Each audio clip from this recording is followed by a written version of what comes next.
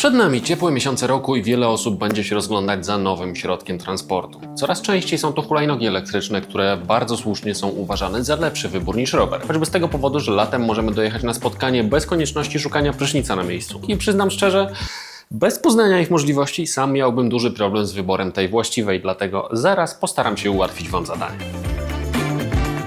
Zacznijmy od modelu podstawowego, czyli Xiaomi Electric Scooter 5 w wersji Pro. Podstawowego, bo nie wyobrażam sobie słabiej wyposażonej hulajnogi do codziennej jazdy po mieście. Raczej trudno wskazać w Polsce miasto, w którym wszystkie ścieżki rowerowe są idealnie wyasfaltowane. Mamy mniejsze lub większe nierówności, sporo polbruku i do tego idealnie sprawdza się hulajnoga z podwójnie amortyzowanym zawieszeniem. Jak raz takiej spróbujecie, to naprawdę już nigdy więcej nie spojrzycie tak samo na bardzo twarde hulajnogi miejskie. Xiaomi Electric Scooter 5 Pro to idealny przykład hulajnogi miejskiej, która sprawdzi się w nieco bardziej zatłoczonych miejscach. Ze względu na skromniejsze przyspieszenie i prędkość maksymalną do 25 km na godzinę jest to bardzo dobry wybór na trasy najeżone przejściami dla pieszych czy sygnalizacją świetlną. Do skuteczniejszego wyhamowania z takich prędkości wystarcza nam hamulec tarczowy z przodu oraz elektroniczny na tylnym kole. Jeśli chodzi o technikalia, to mamy tu silnik o mocy 400 W, który solidnie radzi sobie z podjazdami, do tego 10-calowe bezdętkowe opony o szerokości 60 mm, światła LED z przodu i z tyłu oraz kierunkowskazy w kierownicy. Podstawowymi funkcjami hulajnogi możemy zarządzać z poziomu aplikacji Xiaomi Home.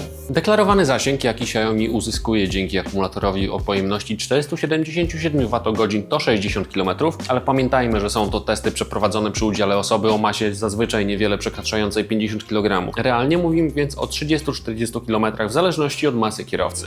W moim przypadku, kiedy razem z plecakiem, ze sprzętem mam około 95 kg, zdecydowanie bliżej jest do 30 km. Xiaomi Electric Scooter 5 to dobry wybór na dojazdy do pracy czy szkoły i nieco krótsze trasy, na których nie potrzebujemy wyższych prędkości. Solidnie wybiera nierówności, a pomimo drgań w trakcie jazdy stabilnie utrzymuje tor jazdy. Do tego możemy jeździć praktycznie w każdych warunkach, bo sprzęt jest wodoodporny zgodnie z normą IPX5.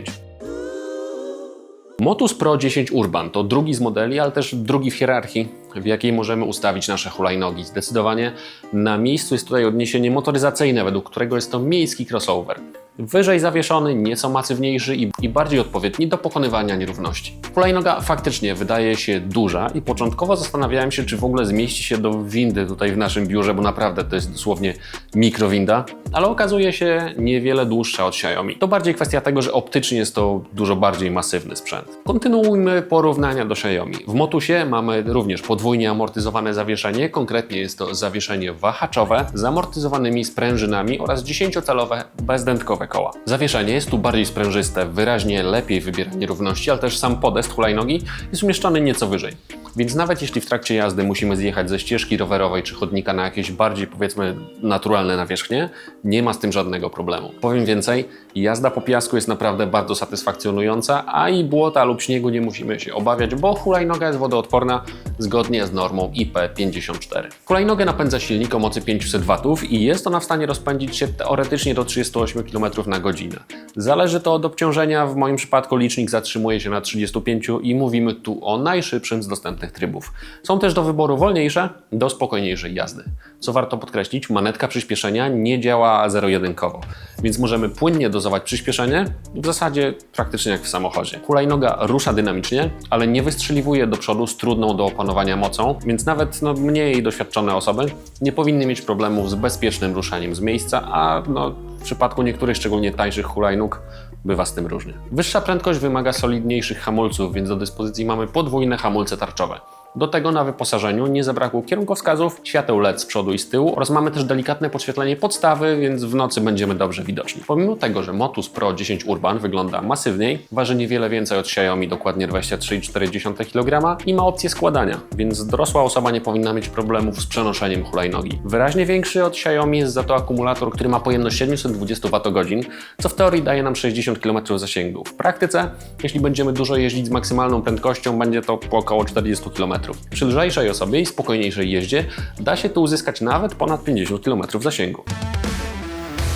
Jeśli Motus 10 Pro Urban był crossoverem, to Ruptor R1 V2 to zdecydowanie SUV, który pomimo bardzo terenowego usposobienia jest sprzętem krótszym niż omawiany przed chwilą Motus. Jazda tą bestią jest nietypowa, bo ma się wrażenie, że nie stoimy jak na klasycznej hulajnodze, tylko bardziej na dużym podeście na kołach i w zasadzie to jest duży podest na kołach.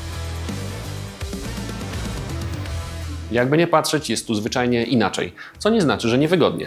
Wręcz przeciwnie. Ruptor R1 V2 jest świetnie zawieszony. Amortyzatory są przyjemnie sprężyste, ani nie za miękkie, ani za twarde, przynajmniej jeśli chodzi o miejską jazdę. Do wyjazdów w teren, a przy tym sprzęcie naprawdę aż chce się zboczyć z utwardzonej drogi, albo nieco poluzowałbym amortyzatory, albo przynajmniej troszkę zmniejszył ciśnienie w oponach. Ogromną zaletą tego modelu jest możliwość regulacji wysokości kierownicy. Robimy to w prosty sposób, w zasadzie jak w rowerze. Wystarczy zwolnić zapięcie na kolumnie. Mała rzecz, a to naprawdę jest bardzo praktyczne, a jak jesteśmy przy kierownicy, to jej rączki też są składane, co pozwala dosyć mocno zmniejszyć całą konstrukcję, co przydaje się podczas transportu. Moc... Oj jest. Silnik o mocy 500 W ma solidnego kopa i potrafi rozpędzić hulajnogę do 45 km/h w trybie turbo. W dostosowaniu prędkości, bo wiadomo, nie zawsze możemy i też nie zawsze powinniśmy tak szybko jechać, pomagają dwie rzeczy. Pierwsza to bardzo wygodna manetka przyspieszenia o bardzo szerokim zakresie pracy, a druga to tempomat. Jeśli przez pewien czas utrzymujemy stałą prędkość, hulajnoga wyda charakterystyczny dźwięk takiego piknięcia i tempomat się aktywuje. Na dłuższych trasach to naprawdę prawdziwe wybawienie. Oczywiście do dyspozycji mamy też spokojniejsze tryby jazdy. Z wysokiej prędkości trzeba jakoś wyhamować i do dyspozycji mamy dwa bardzo dobrze działające hamulce tarczowe, jeden na przednim, drugi na tylnym kole. Oświetlenia, mówiąc krótko, nie brakuje. Poza solidnymi LEDami z przodu i z tyłu mamy podświetlany podest, w którym są też umieszczone bardzo dobrze widoczne kierunkowskazy. Wszystkim sterujemy z poziomu panelu z przyciskami po lewej stronie kierownicy, który podobnie jak ekran jest obracany. Może nie tyle obracany, co możemy regulować jego nachylenie, więc możemy dopasować to wszystko do naszych preferencji. Sam ekran jest duży, jasny i pełen istotnych informacji. Bardzo to pomaga w trakcie jazdy. Dodatkowo funkcjami hulajnogi możemy sterować z poziomu aplikacji mobilnej. Warto z niej korzystać choćby ze względu na możliwość zablokowania pojazdu czy zlokalizowania go, gdyby pomimo blokady i wyjącego alarmu ktoś koniecznie uparł się, żeby go podprowadzić. Pomimo budzącego respekt wyglądu hulajnoga waży niewiele więcej od pozostałej dwójki, 24,5 kg, a konstrukcja jest wodoodporna zgodnie z normą IP54. Została nam jeszcze kwestia zasięgu. I jest dobrze. Mamy tu potężny akumulator o pojemności aż 960 Wh i teoretycznie wystarczy on na przejechanie 80 km. W moim przypadku możliwe było lekkie przekroczenie 60 km. Lżejsze osoby myślę, że byłyby w stanie przy spokojniejszej jeździe osiągnąć wyniki w okolicach 75 km. Została nam jeszcze kwestia ceny i tu pewnie niektórzy się zdziwią, bo rozstrzał cenowy jest niewielki. Xiaomi Electric Scooter 5 Pro kosztuje 2699, Motus Pro 10 Urban 2999, a Ruptor R1 V2 również 2999 zł, ale w momencie nagrywania tego materiału w sklepie 7way.pl jest dostępny za 2799. Linki macie w opisie filmu. Który model wybrać? No to już kwestia gustu, bo są osoby, które sięgną po Xiaomi ze względu na najbardziej stonowany wygląd i jest to też dobra opcja dla początkujących, wolniej jeżdżących osób. Z kolei osoby mające już doświadczenie z hulajnogami zdecydowanie powinny sięgnąć co najmniej po Motusa. Sam ze względu na pokonywanie dłuższych tras i świetny stosunek możliwości do ceny, zdecydowanie jestem Team Ruptor. A Wy dajcie znać w komentarzach, który model wybieracie i dlaczego, a z mojej strony na dzisiaj jest to tyle. Dzięki wielkie za uwagę i widzimy się w kolejnych materiałach.